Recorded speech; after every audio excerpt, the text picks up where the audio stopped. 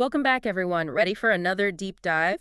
Absolutely. Great. Today, we're headed to the Netherlands. Oh, the Netherlands. Always a good choice. To Café Dudok, specifically. Café Dudok. I've heard good things. Yeah, it's this amazing spot where history, architecture, and food all kind of come together. Sounds like a great place for a deep dive. All right. So we've got menus. Ooh, menus. I love looking at menus. We've got historical tidbits, photos, all the good stuff. To paint a picture for the listener. Exactly. So whether you're planning a trip or just daydreaming about a Dutch adventure, get ready to experience Café Dudok. Sounds like a plan. All right, so you know me, I like to set the scene.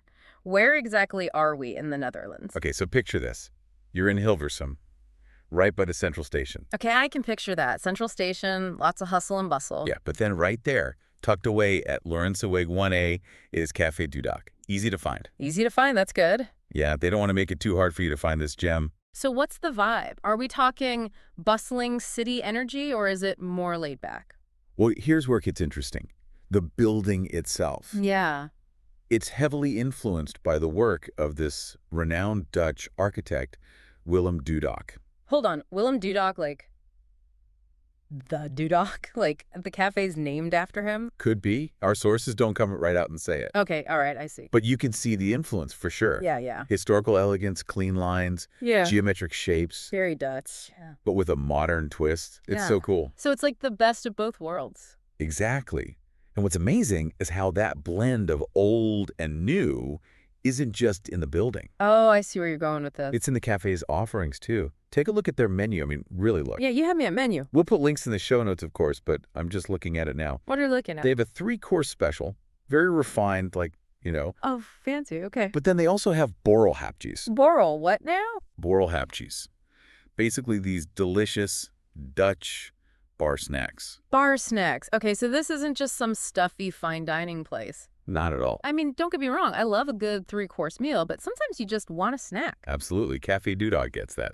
It's like they're catering to all these different experiences. Yeah, like you could grab a quick coffee and pastry on your way to work, but also come back for a romantic dinner later. That's exactly it. And the drinks menu is amazing too, by the way. Local craft beers, curated wine selection. Fancy. Again, they're really highlighting that local high-quality feel, aren't they? Big time.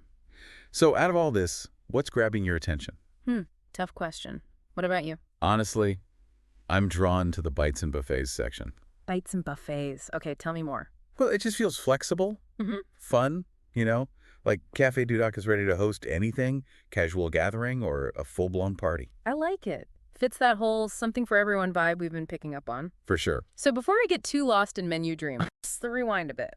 Okay. Our sources mention a guy named Hermanus Speaker. Bells ringing. Maybe. Well, his family, they laid the first stone of the cafe. Apparently he was all about community. Like that was his big thing. Oh, interesting. So I'm thinking, Yeah. we've got Willem Dudok, right, the architect, creating this space where different experiences can exist. Yeah. And then we've got Speaker, Mr. Community, whose family kind of started this whole cafe thing. It seems like their visions were aligned, right? Definitely. Like they both saw this place where people from all walks of life could connect, belong. It's not just a building, it's an embodiment of shared values. I Yeah. love that.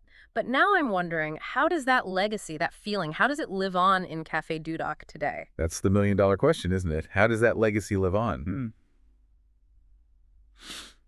Well, to really understand that, we need to dig a bit deeper into Hilversum's history. Okay, so back up a bit. What's the historical context here? Right, so remember we're talking early 20th century when the cafe was built. And at that time, Hilversum was becoming a major hub for broadcasting and media. Ooh, interesting. So less about windmills and tulips, more about radio towers and studios. Exactly.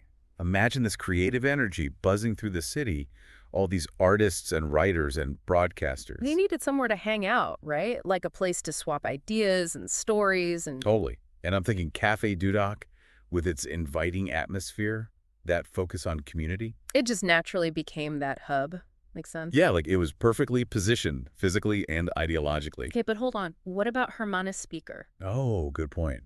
We can't forget about him. Yeah, Mr. Community himself. Do you think he saw this coming? Like that Café Dudok would become this central gathering place? You know, it's not hard to imagine. He was all about bringing people together. Right. And this cafe, with its foundation of shared values. It's like a microcosm of Hilversum itself, reflecting the city's history, its evolution. It really is. Yeah.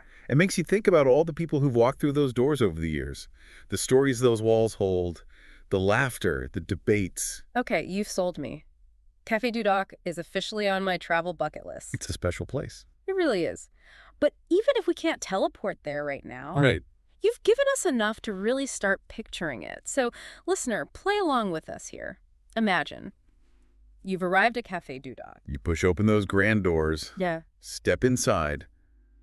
What hits you first? The aroma of coffee, the sound of chatter, or maybe the way the light streams in through the windows. Take a moment, really soak it all in. What kind of atmosphere are you feeling? I think I'm feeling a sense of warmth, like that welcoming feeling you get in well-loved spaces, that instant sense of ease. Exactly. That feeling of belonging, It's something we're kind of missing these days. It's true. We're all so connected online, but so disconnected in real life. It's like we're craving that genuine face-to-face interaction.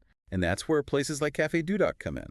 They offer a space to unplug, to engage, to actually connect with other humans. It's so important. So from your perspective, what are the key ingredients that allow a place like Café Dudok to foster that sense of community? What's their secret sauce? That's a good question. Is it the physical space itself? The people?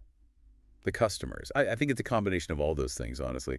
Plus something a little intangible, like a collective spirit, Yeah, that vibe you get when you walk into a place and you just know it's special. Exactly. And I can't help but think about the staff. Oh, yeah, the baristas, the servers. They play such a huge role in setting the tone. That friendly face greeting you, remembering your order, going the extra mile. It's those little human touches that make all the difference. 100%. They elevate the experience. Yeah. It's not just a transaction anymore. Now I'm thinking about the regulars, the people who consider Café Dudok their home away from home. What are their stories? What keeps them coming back? Is it the coffee, the food, the company? Probably all of the above. It's like this beautiful tapestry of familiarity and comfort, I love that image. Okay, so we've talked about the past, the legacy. Right. But what about the future? How do places like this stay relevant? How do they keep that vibrancy in a world that's constantly changing? It's a delicate dance, that's for sure. Yeah. You want to honor the traditions, the things that make it unique, but you also have to adapt to the times. So it's like walking a tightrope. Kind of. Right. But I think Café Dudok can handle it. Maybe they introduce new menu items with local, sustainable ingredients. Ooh, yeah. Or host events that showcase local artists. Right. And they've got to find ways to connect digitally without losing that core human connection. Maybe they share stories about their staff online or behind-the-scenes peeks at the cafe. It's about finding that sweet spot, right? Totally. Honoring the past, but embracing the future. Which is a challenge. Definitely. But it's also an incredible opportunity. Places like Café Dudok, they have this potential to be anchors of community, gathering spaces where people can connect no matter what changes are swirling around them. I'm already picturing myself there, sipping a coffee, maybe trying one of those boral hapjis. Yeah. This deep dive has been quite the trip. We've gone from menus to Hilversum's history to, the future of community spaces. It's amazing what one little cafe can spark, right? It really is. Yeah. So much to think about. And I'm curious, for you listening, what stood out? What's the most compelling thing about Café Dudok? Is it the history? That idea of stepping back in time, experiencing a piece of Hilversum's past. Or maybe it's the food. Those boral hapjis do sound amazing. Like the local craft beer, right? Of course. But maybe it's something else, something less tangible, like that feeling we've been talking about. That warmth, that welcome. Like you could walk in and instantly feel at ease, like you belong. Yeah. Exactly.